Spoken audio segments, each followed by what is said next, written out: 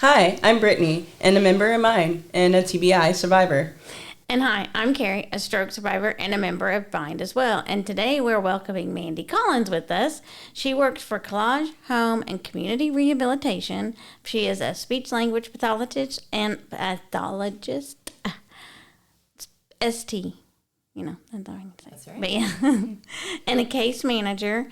She has worked in the speech field for almost 15 years. She worked at a post-acute day neuro rehab for 10 years before transitioning into the home and community 3 years ago. Her entire career has been helping those who sustained a brain injury and learning and advancing her knowledge on how best to help this population, which, yay, we love. Mandy is also a certified brain injury specialist and holds many other certifications that are used to assist people in their recovery. I think I said she's also a case manager, so we're going to learn more about Mandy and how she helps all of us brain injury survivors and just kind of get into it. So, welcome, Mandy. Yeah, thank you so much for having me here today. I appreciate that. Of course, we're excited to have you here. Thank you. Welcome to Bindwaves, the official podcast of the Brain Injury Network of Dallas. I'm Brian White, Bind's Executive Director. On each episode, we'll be providing insight into the brain injury community.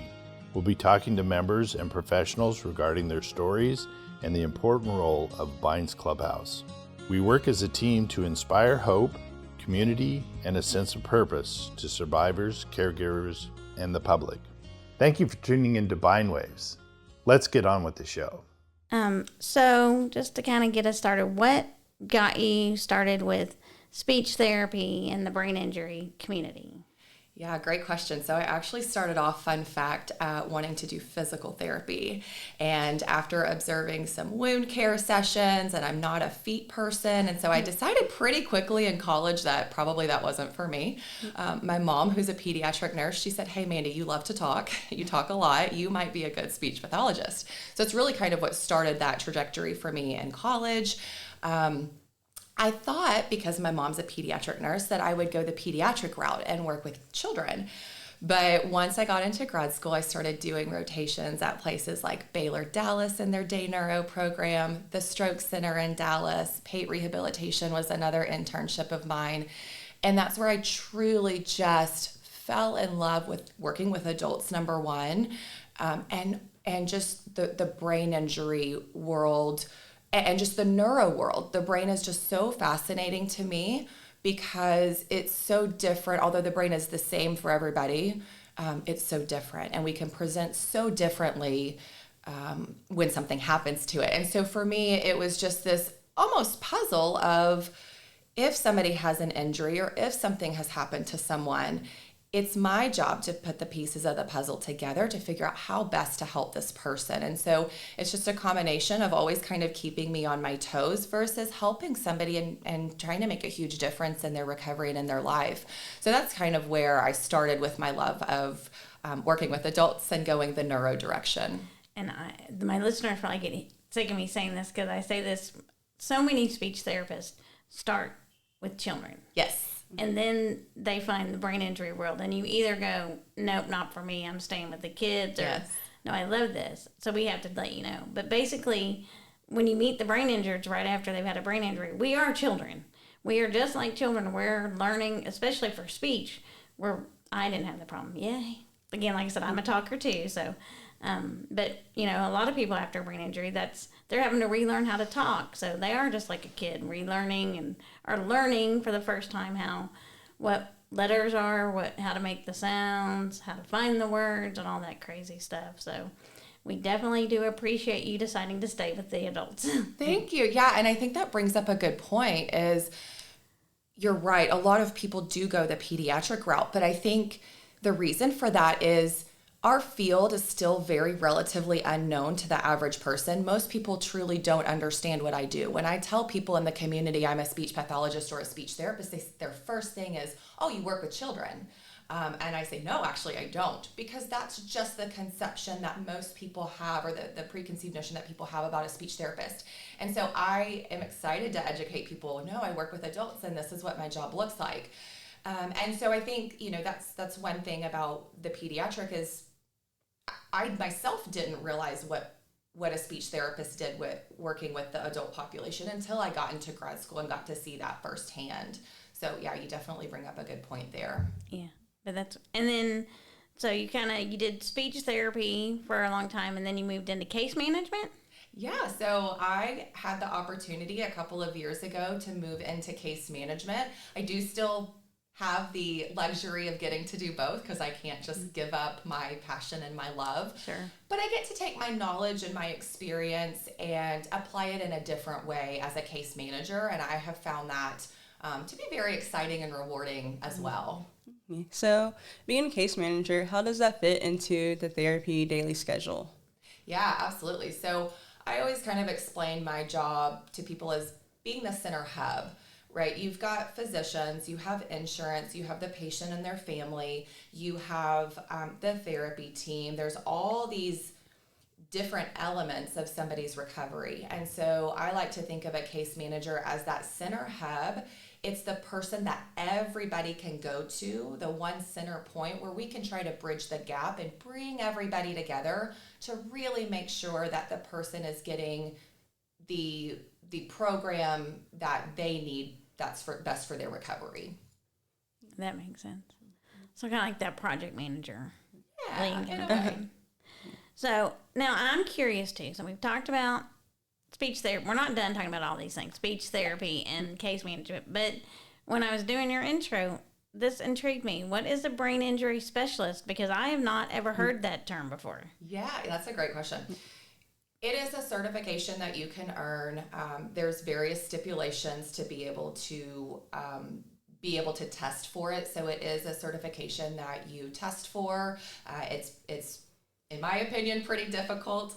And so it helped that before I tested for it, I had worked in a post-acute rehab every single day with people who had sustained a brain injury. So I had the clinical knowledge behind it to be able to go in and take this certification. And then there was a lot of studying as well.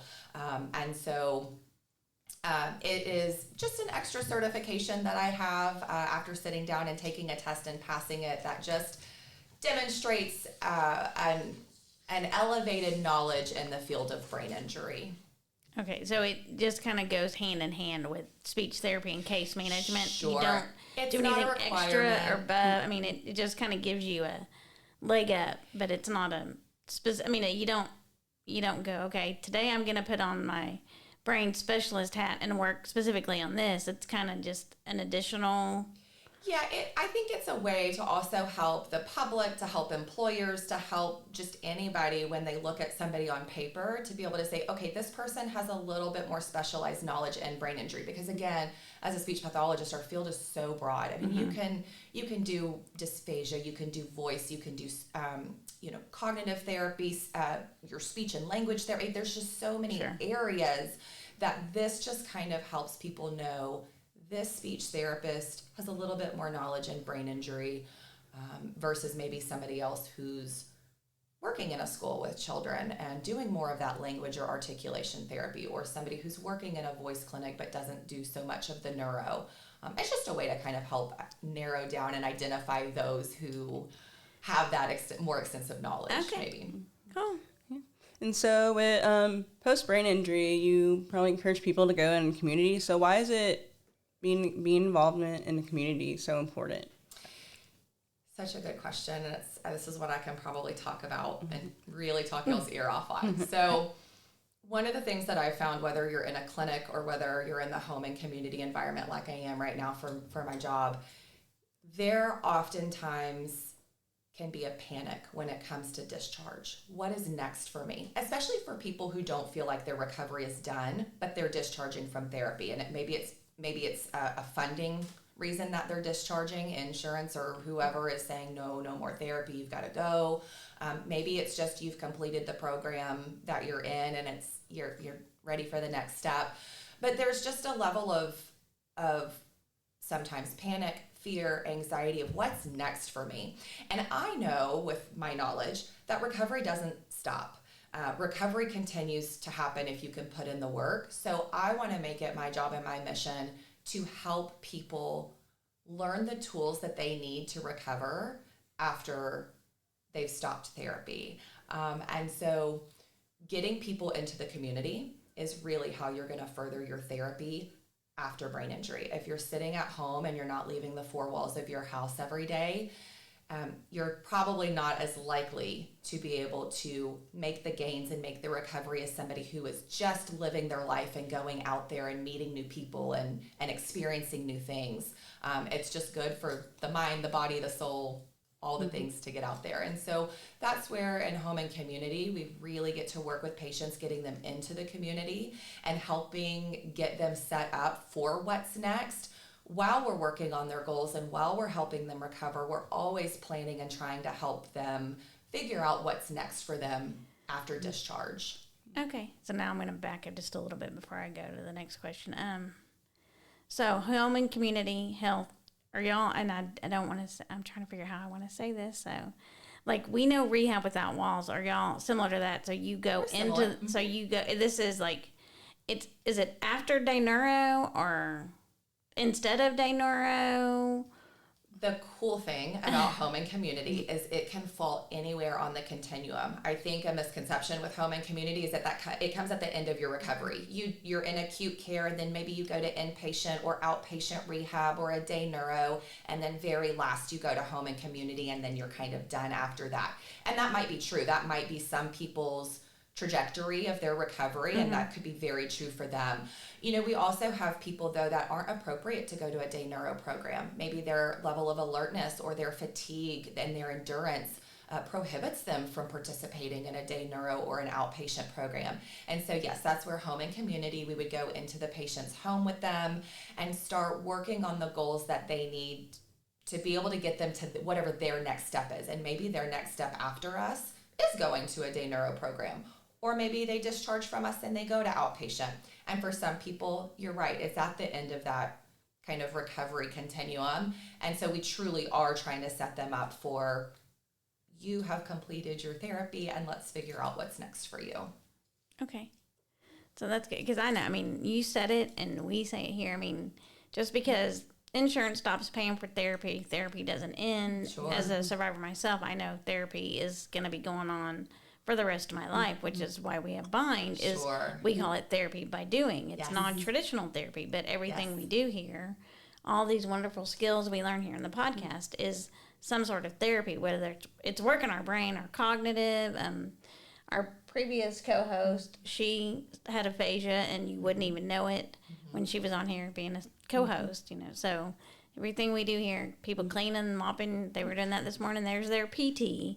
So we get a little of all that done. So we definitely know about therapy never ending. But exactly. And we are big on community here as well. So you talked about the therapeutic benefits of community events post-injury. And I think you kind of hit on that. But, I mean, is it hard to get, like, we find it hard sometimes. People, you know, we encourage people to come to Bind because we're, you know, maybe when you're done, you're discharged, you're like, I don't really know what I don't know. Sure. First. So I don't know, am I able to go back to work? Or do I even want to go back to work? I don't know what the next chapter, the next step looks like. Do I want to go to a Bind? Do I want home and what you have? Sorry, I'm blanked on everything. But so how do you encourage those people that are kind of in that, you know, well, therapy is, they're telling me I'm going to have to stop, and they're telling me I had to go be in the community, but I'm scared. And I mean, how do you encourage and motivate and get them involved and back out in the community? Yeah, so that also is the other thing. I really love my job, just in case y'all aren't going to be able to tell by the end of this. I love my job so much. So with home and community, well, I'll back up and say, you know, I worked in a post-acute rehab for 10 years, and I've worked in another setting before that. And I think there absolutely is a time and a place, and those settings do amazing, wonderful, great things for people. One of the disadvantages that I personally found working in like a day neuro program is that while we are able to go out into the community to some extent, a lot of the therapy is done in the clinic. The majority of the therapy is done in the clinic, and that goes for every discipline. And what I noticed is that there isn't always the carryover from the clinic to the home life. Patients would come in and they would do these beautiful things in the clinic, and then they would go home and kind of fall apart. And there's many reasons why that might happen. What I've found with home and community is that we are able to do these tasks real life, in the moment, in their environment. And so that is how we get them comfortable with what's next, is we are already planning what's next from the very beginning. And so as we're doing therapy with them and moving through their therapy course with them, we're doing the things with them that they will be doing after discharge, so that when they do discharge, they're already set up and comfortable. They know what's next for them because they've done it with a therapy team. Oftentimes we will find that if you ask somebody to do something and they've never done it before, there is an element of maybe fear, and so they don't want to try it because it's like, well, I haven't ever done that. I don't want to try it. I'm scared to do that. So that's where the therapist says, I'm not scared. Let's do it together. They will go with the patient or the patient's families. They'll try whatever the task or the activity is and help instill that level of comfort to the patient and confidence to the patient and prove to them, I know you can do it. Now I need you to know that you can do it. And look, we're doing it together, and help set this person up for when discharge does happen and the therapist is no longer there. I know you can keep doing this by yourself without me there. Yeah. For patients, I know for my story, when I first had my brain injury, mine was neglected for 7 months. So I think maybe having a caseworker would probably help. But even with the caseworker, so how do you advocate for your patients? I always say, my saying that I say to everybody is, if it's a problem for you, it's a problem for me. It is so often that I will assess a patient as a speech therapist, but this kind of rolls into case management too. I will assess a patient, or the therapy team will assess a patient, and things don't really show up on testing. On paper, you look fine. You tested great. You fell within normal limits.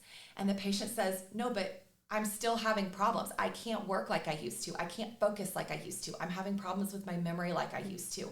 They'll point out these specific things. And so I that's my motto is, if it's a problem for you, it's a problem with me. I don't care if it shows up on testing or not, because it's about how you're able to function, not how you're able to test.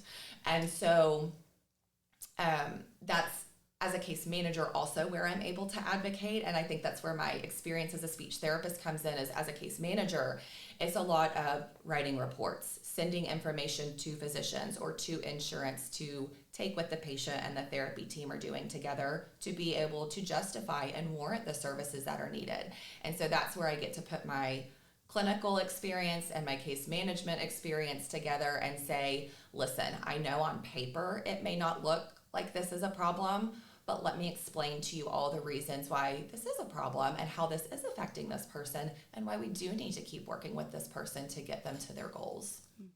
And then how do you help patients advocate for themselves? Because I know I had a hard time advocating for myself because I went to the same doctor. And he's like, go home, turn off the lights. So I was going to school at the time to be a respiratory therapist in Temple. So I went and drove back 2 hours. And then the next month, it declined. I didn't know what a cup was. I went back to that same person. Oh, you're fine. So I drove 2 hours right back to school, declined, and then I didn't know my name the third time, and they're like, uh-oh, you might have a brain bleed. Go to the ER. That's attached to it. And then found out I had post-concussion at the time. But then they're like, okay, you're fine, discharged. Went back to school, and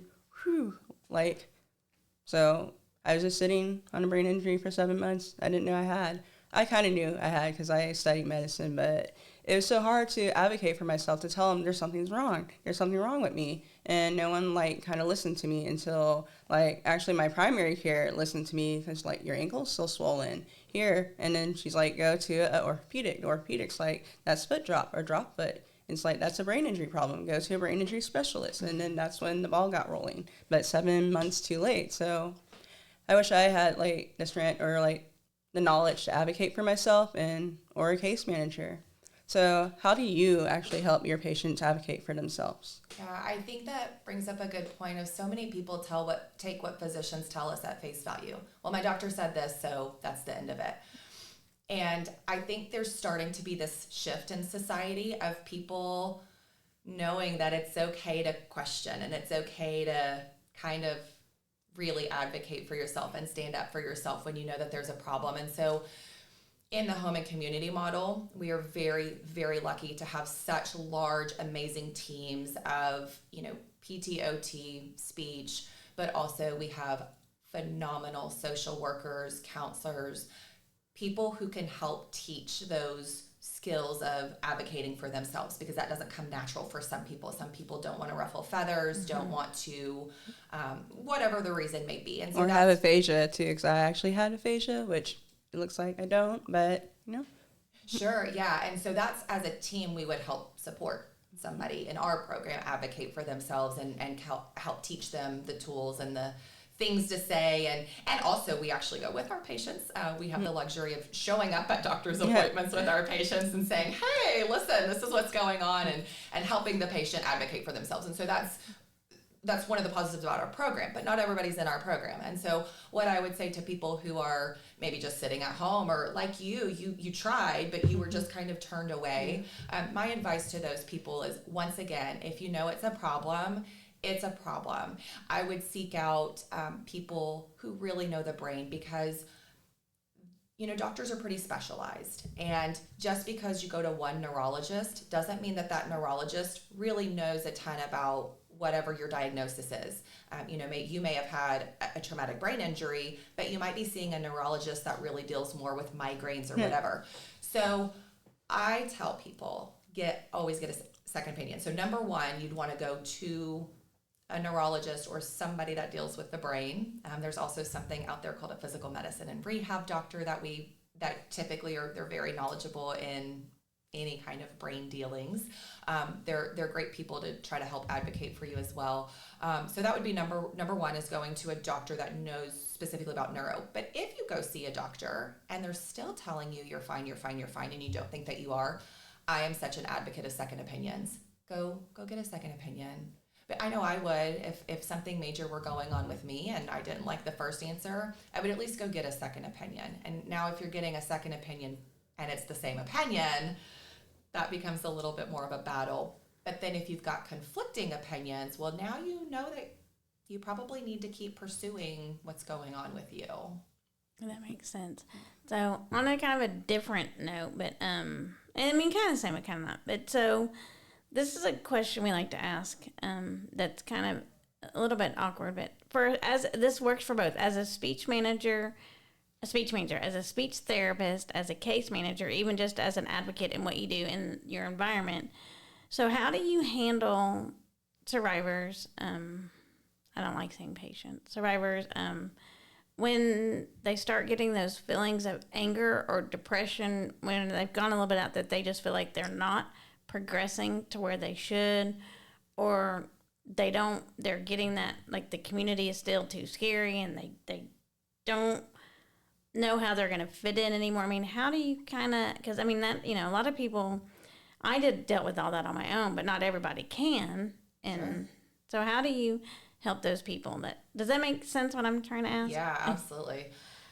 Again, we have amazing counseling support with us, and within our home and community model, we have the counseling and the social work support, and we have neuropsych support, and all the support that as a therapist we might need to help the patient. I think those feelings are so valid, of the anger or the aggression or whatever. Getting back into the community when somebody's feeling that way, it's about baby steps and it's about their comfort level. I'm not going to push you and ask you to do something if I really don't think that you can do it. And so I think there's a level of trust when you work with your therapy team that tends to, I think, help. Oftentimes when people trust us, they tend to be willing to push themselves a little bit more out of their comfort zone.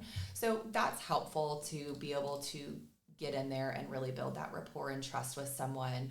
But like I said, just as a therapist, understanding and knowing I am not in your shoes, and so I'm going to work at your pace. I know what I think you can do, and I know what I think you need to do. But ultimately, it's up to you, and it's got to be at your pace and on your time, and we're going to work through that together. And if we can build these little steps at a time, then over time, we've taken these big steps to get to that goal. And I think letting our survivors and our patients have a say in their goals. Mm-hmm. I don't set goals for my patients. My patients set their Sure. goals. And so asking the patient, what do you think is doable for you? And let's work towards that. And then that oftentimes will help because it's the goal that they've set for themselves, knowing what they think they can accomplish. Right, and then it's not so unrealistic. Correct. Yeah. All right. So how did you find out about us? Fine. You know what? I actually don't know because I've known about y'all for so long. Oh gosh. So back when I was working in our post-acute program, we started bringing patients here to this location because this was the only location at the time. And so we would bring patients here and try to get patients involved after discharge. And then now with our home and community model that I'm in, we use y'all as a resource while our patients are in therapy. So our patients may see us and also come to Bind. And then again, like you said, it's such a great resource after discharge that, our goal is to hopefully help work with people, again, find those resources in the community, find the places that they can be a part of once they discharge that's really going to hold meaning and value in their lives. And Bind is just the most perfect place for that. Oh, we love to hear you say that because that's community is in our tagline. So we are very big on community. And Mandy, it was so good to have you here today. Thank you so much. And get to know you and get to know about your resource that you have. And we'll make sure we get that all in there because I'm excited. I didn't know there was more of you out there other than Rehab Without Walls. And options are great. So thank you again for joining us. Thank you so much for having me. It was such a pleasure. Yeah, and to all our listeners, if you would like to contact us by email, you can email us at bindwaves@thebind.org, and then follow us on Instagram at bindwaves, and visit our website, thebind.org/bindwaves. And again, don't forget to click that like button, that subscribe button, that share button, and if you're on YouTube, that notify button. Like I always say, just click all the good buttons. If it's got a thumbs up, go ahead and click it. You won't be sad. And just continue, if you want to watch our pretty faces, we're on YouTube. So just continue to listen to Bind Waves. You can find us on all your favorite listening platforms, too. So until next time. Until next time. We hope you've enjoyed listening to Bind Waves and continue to support Bind and our nonprofit mission. We support brain injury survivors as they reconnect into the life, the community, and their workplace. And we couldn't do that without great listeners like you. We appreciate each and every one of you. Continue watching. Until next time. Until next time.